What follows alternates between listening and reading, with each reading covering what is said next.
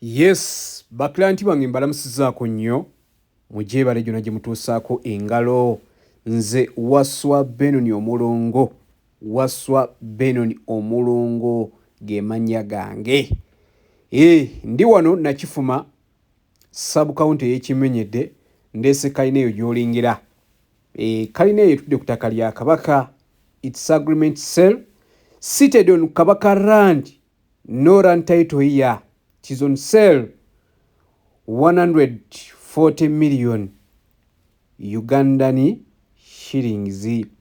Kalina eyo bannaye etundibwa eri wano Nakifuma Kimenyedde sub-county, etudde ku 10 ku 10 ze decimals 25.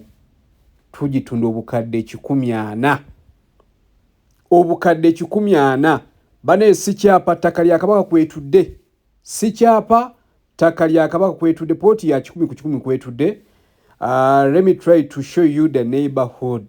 The neighborhood looks like that. This flat house is on sale in Nakifuma along Kayunga Bugel Road, located in Kimenyedde sub-county. Banna ennyumba eno ekola etya? Etundibwa. Omanyi nayagadde nyongeremuko ku Kingereza ekitinitini, so kubanga nsika ne audience eri endala. So bw'owulira nga ntabikatabika togamba nti mulongo yeeyogeza. Nja kutayipingamuko ku Kingereza ekitinitini ne audience eri nabye nga nayo engoberera.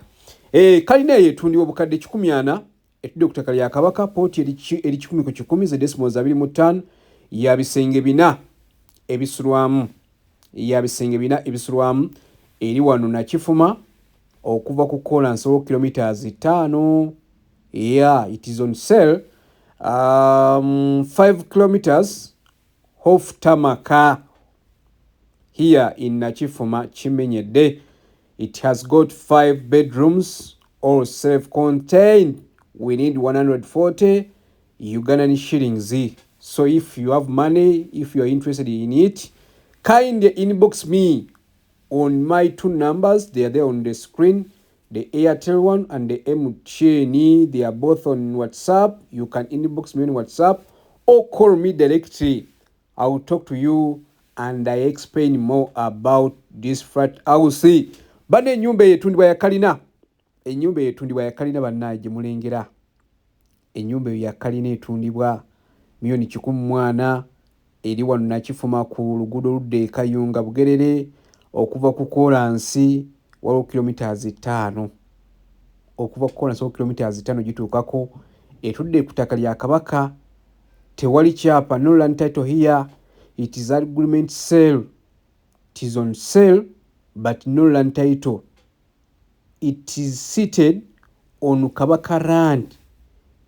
You are to bring a lawyer, then we process the transaction. No land title here. Tewali kyapa. Ttaka lya Kabaka, seated on 25 decimals.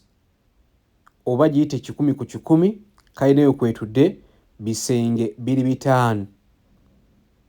Eri Nakifuma sub-county Kimenyedde, kilometers 5 okuva ku Kolansi. If you want to inspect, you have to inbox me on WhatsApp or call me direct.